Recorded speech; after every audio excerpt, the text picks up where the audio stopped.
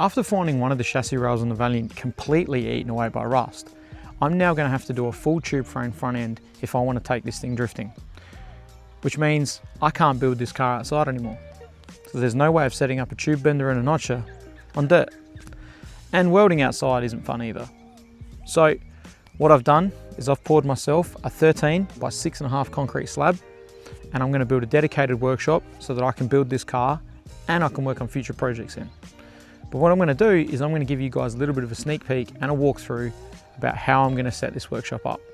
So without further ado, over here, I'm going to have a hoist. And in this space here, I'm going to have just an open space where I can have my tube bender, my notcher, my welder, so that I can cut, weld and build pretty much whatever I need, and I've got the space to do it. Over on this side is where I plan to have a sealed room where I can do spraying in case I need to spray a car or I need to spray a part. I have a contained space where I don't have to evacuate the whole shed just because I'm doing that.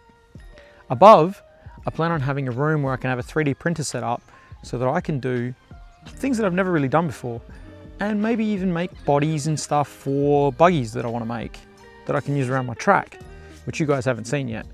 But I have a fully dedicated track in my backyard. It's only dirt, but it's still a hell of a lot of fun.